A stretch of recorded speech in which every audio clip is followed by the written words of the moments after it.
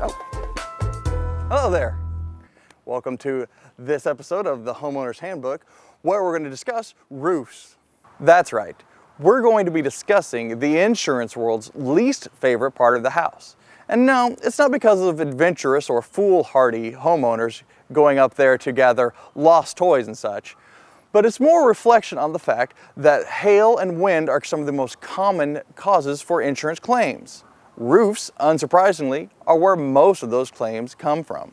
The roof is the part of the house that has the entirety of its square footage constantly exposed to the elements, be it rain, hail, snow, or even just sunlight, and we expect it to protect us inside every minute of every day of every year.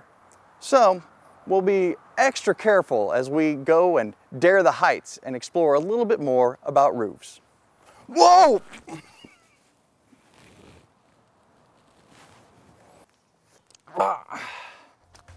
Extra careful from now on, that is.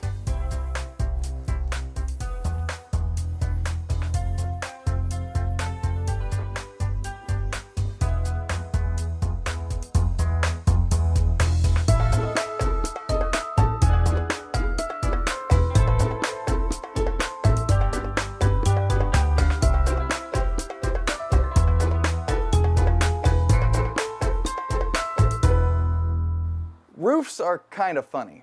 Not in a ha-ha way, but more in a, well, what do we put up there anyway?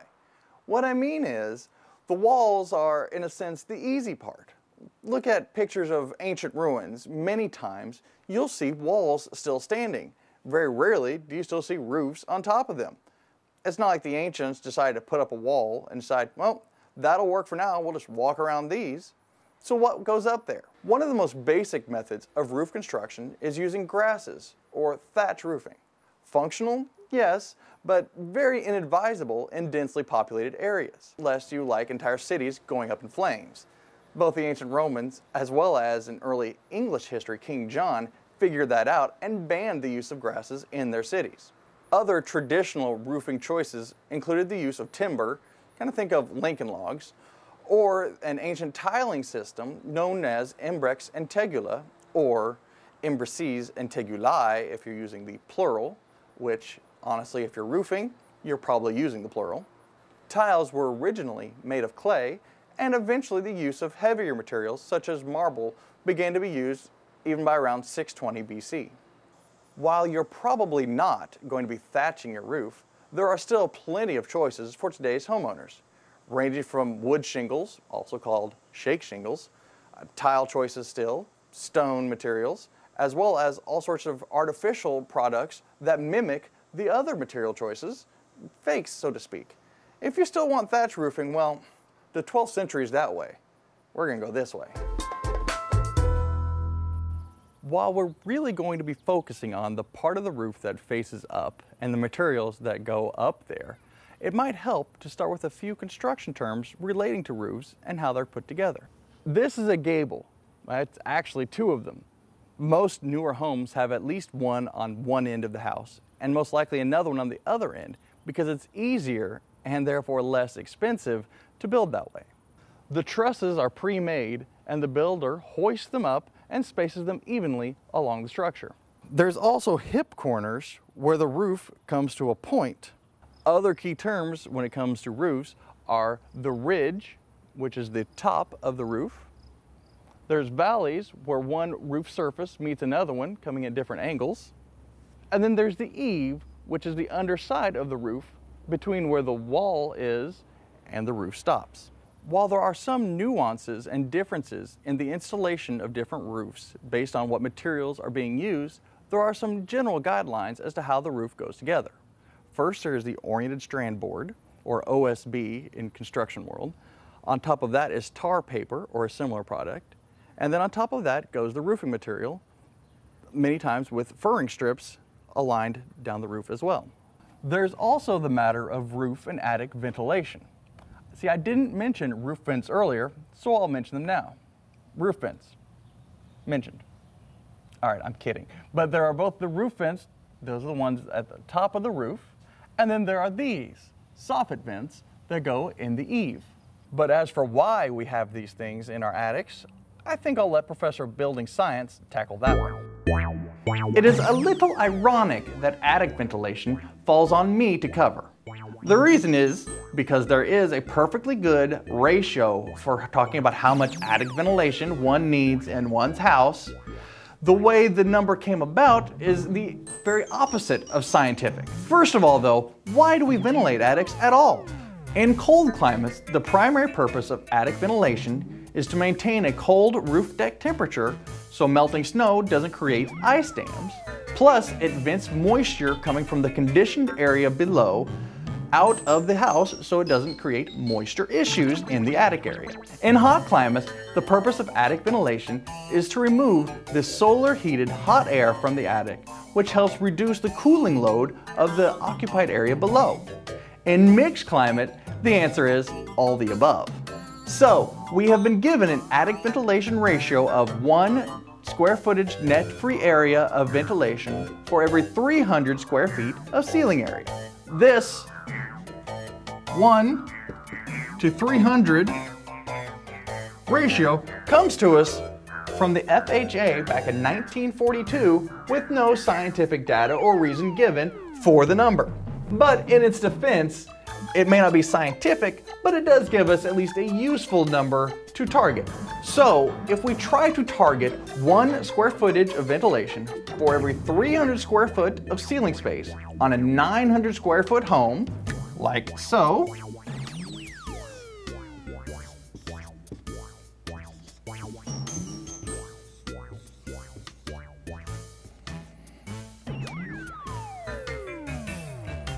so 900 square feet of ceiling space at a ratio of 1 to 300 means we only need 3 square feet of ventilation.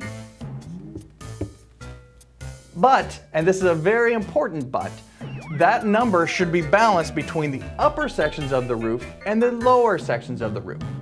A very common construction error is to put all of this 3 square footage of ventilation near the upper part of the roof, forgetting about the lower levels.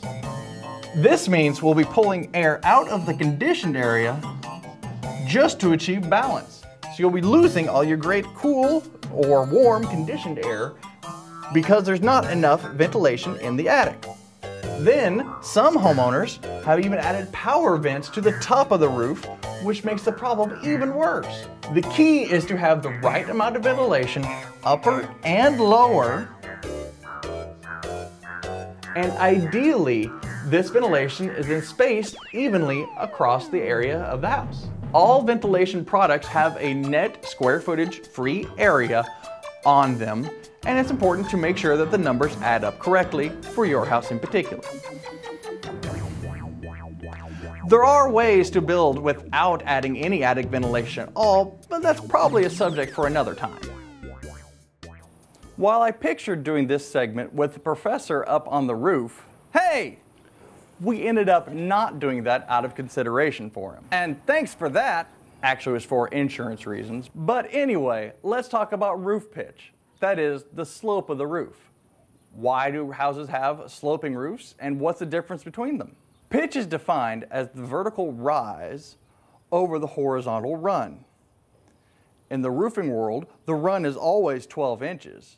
So the pitch is then going to vary and be represented by either, say, 4 to 12, or something much steeper like 8 to 12. So why does it matter?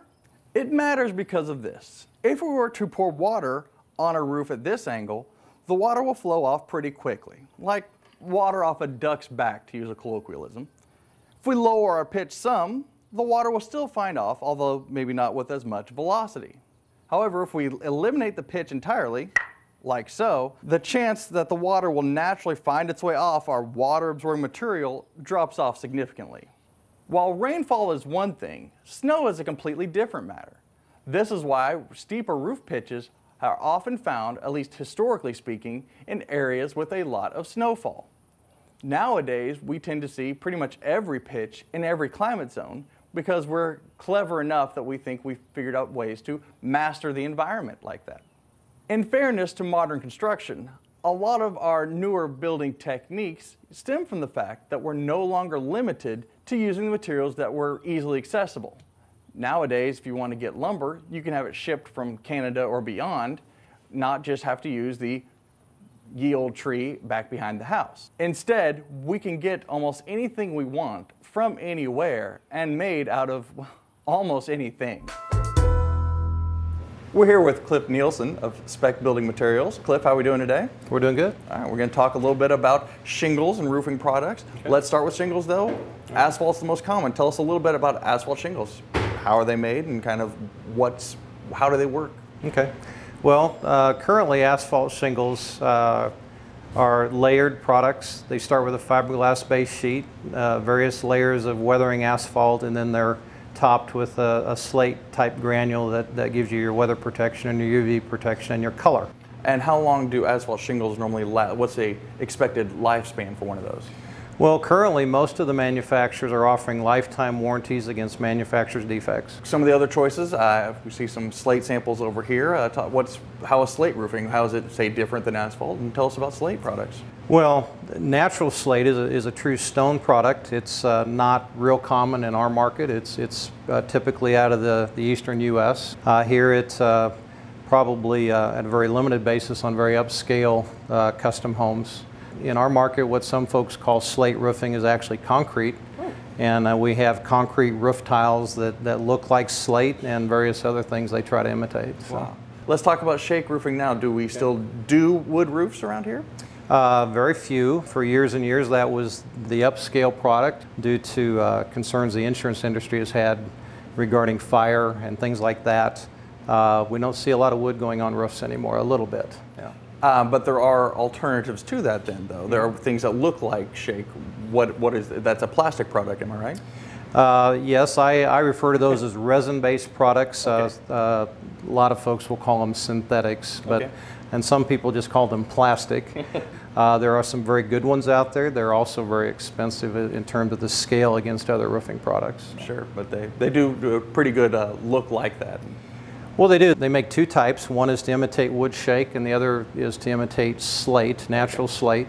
And some of the manufacturers do a great job, and from a distance I think you would have trouble distinguishing between the two. Excellent.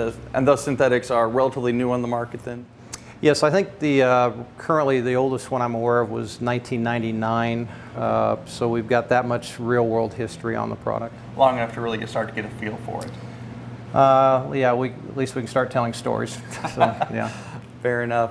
Any advantage, say, that a tile that would have disadvantages it might have just because of, I don't know, what could be out there? Well, there's two differences there. Clay tile, for example, is basically like a piece of pottery. Mm-hmm. Very low moisture penetration, so it performs in what we call a freeze-thaw environment, which we have in our area. Freeze-thaw meaning, wet conditions that may freeze overnight, and it similar to what your sidewalk or your driveway does, it starts to kind of over the years get pitted and cracks and things like that. Concrete tile, on the other hand, does absorb some moisture, about 12%. So over time, it can start to break down on the surface. For that reason, the concrete tiles in our market are what we call color through. So the color is from top to bottom. They're not just painted on the surface. We've talked about everything we see, everything that goes on top. But there's underneath layers too. Mm-hmm. Mainly, or at least historically, traditionally maybe, tar paper has been that layer underneath. Is that still what do they use now? Is that still the standard? That is, although in our business we don't call it tar paper too much anymore, but asphalt saturated felt is probably the correct terminology. But and then there's various grades of that. In days when I started 30 plus years ago, a roll of felt or asphalt saturated felt weighed twice as much in weight than it does today. We can still get the heavyweight felts. A lot of the industry chooses to use the lighter weights. So. Is there an advantage or disadvantage then to the homeowner about having a heavier weight or a lighter weight up there, or is it just for roofer convenience? I think price is probably a big driver there. I'm an old school guy, so I believe the heavier and the thicker, the better over time. That's just my personal opinion. So. Probably lasts longer. There's a little more durability in that thickness. Many parts of the country, particularly in say the spring and sometimes even those summer storms, can have hail with them.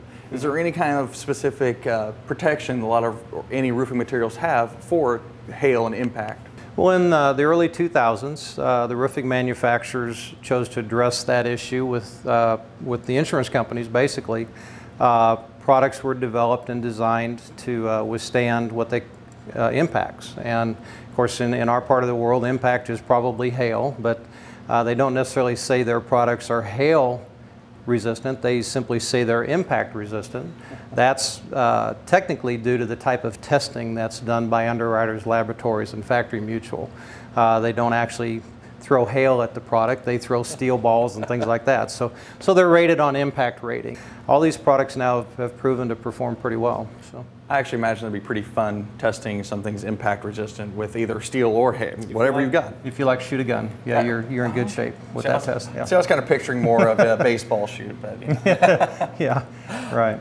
What other kinds of underlayments are? We've got the basic one. Are there other kinds or upgraded versions for that part of the home as well? Right, that part of the business has evolved too.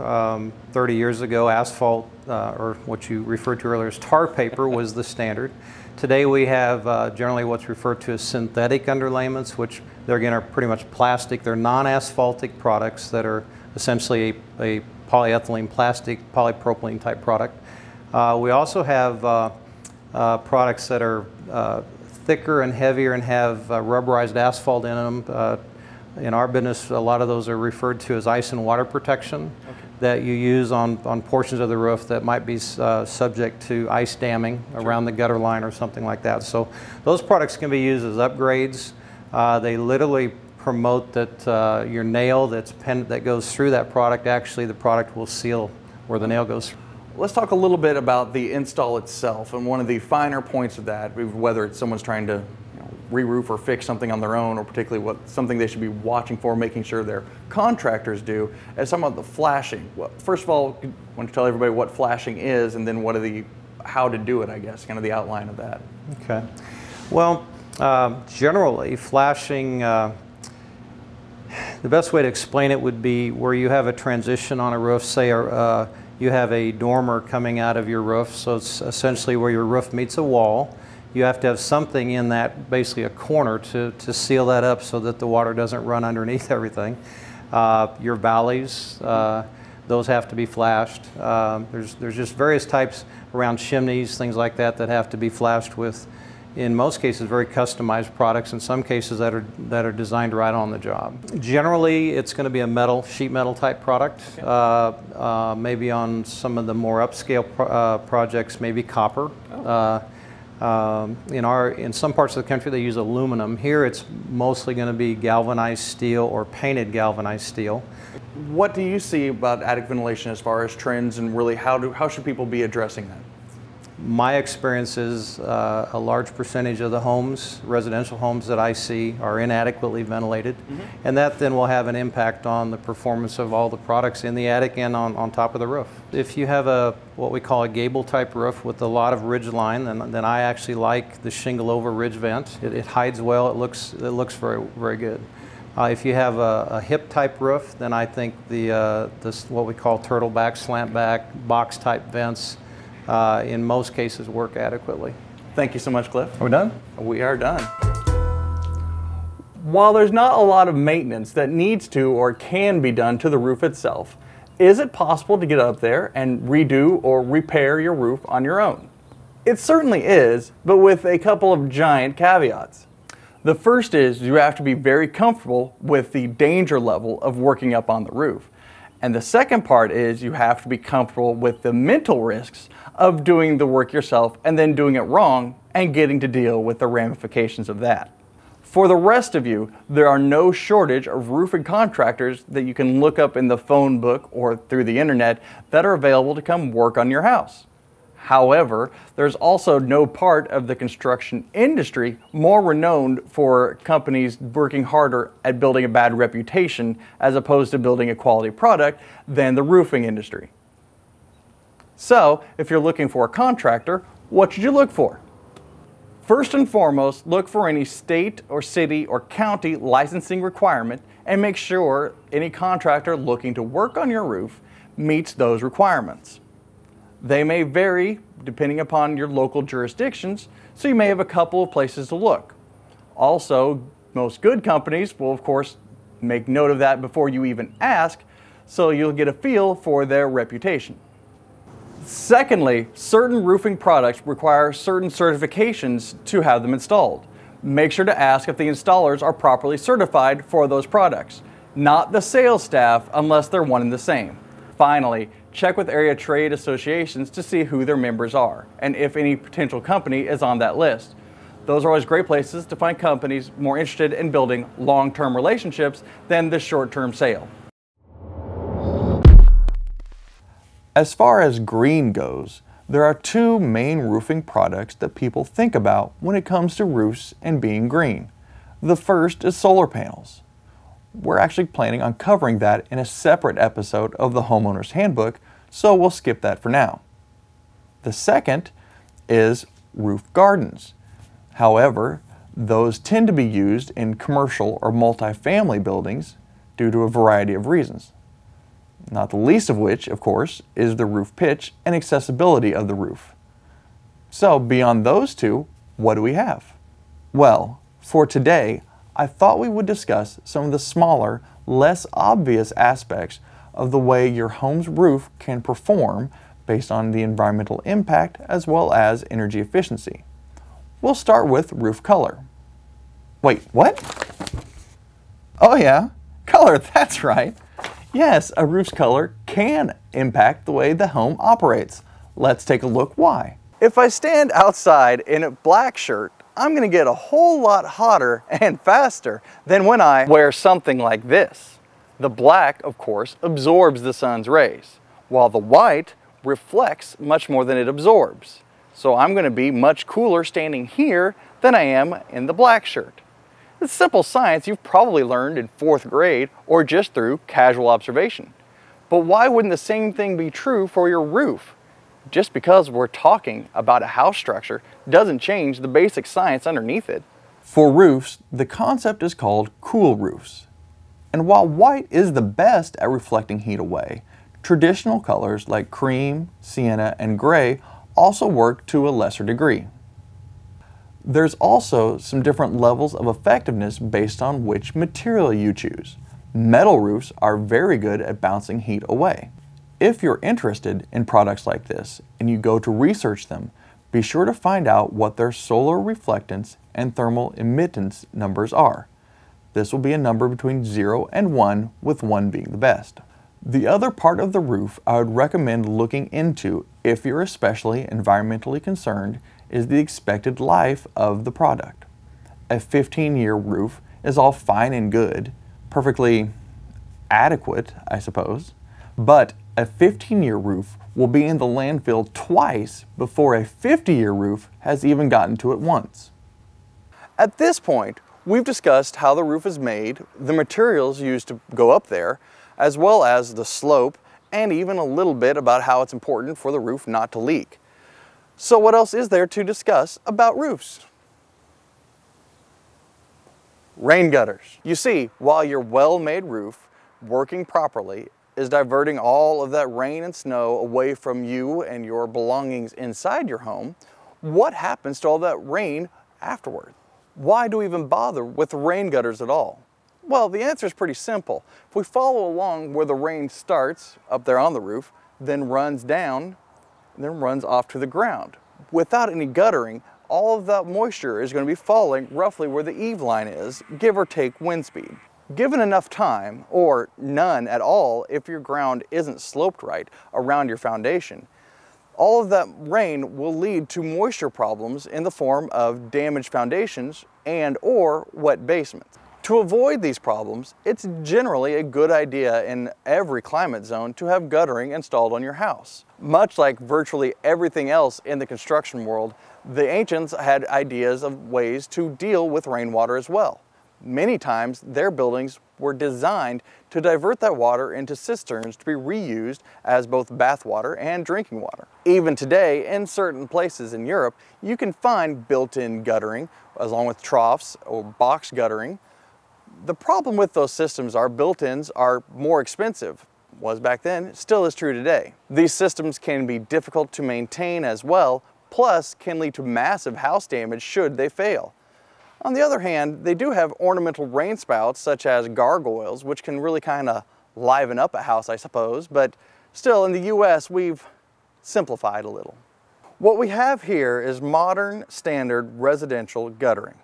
Like roof materials, there are many choices for guttering: aluminum, copper, galvanized steel, stainless steel, zinc, blah, blah, blah. Whew. We don't have time to go over all of them, but we can go over the important parts of it. There's the gutter itself, which is held over the house by spikes and ferrules. Periodically, strap hangers are attached to the gutter, connecting the shingles to the outside edge of the gutter. This provides support for the weight of the water when the gutter's in use. Where the gutter run ends, we find an end piece and a downspout. Possibly, there may be a strainer cap on top of the downspout to keep debris from clogging up the spout. Other options for strainers would involve something along the top of the entirety of the gutter run. Following the downspout down, we get to the ground where we may find a splash block or an extension, both of which are designed to get water away from the house. Very important. As far as maintenance, everyone knows you need to keep the gutter clear of debris. Unfortunately, that does involve trooping up to the gutter and manually cleaning it out, as well as using a power washer or something similar to help really rinse it clean. The other two major gutter problems are cracks and rust. If you see rust, brush it as clean as you can and then apply a rust killer on top. As for cracks or holes, you should use mastic or a gutter sealant to fill the crack and hole, but you should make sure the surface is dry first. Unfortunately, this means you can't climb up, wash everything out, and then jump to applying the product unless you want to repeat the process in a few weeks. So, we've survived another episode of the Homeowner's Handbook without getting a fine from OSHA even. Sorry, a little construction humor there. At any rate, as always, I hope you've learned something more about your house and the way it operates today, talking about that which separates you and your stuff from the weather above. It certainly beats having to keep an umbrella inside your house. Of course, we don't have to worry about that on a beautiful day like today.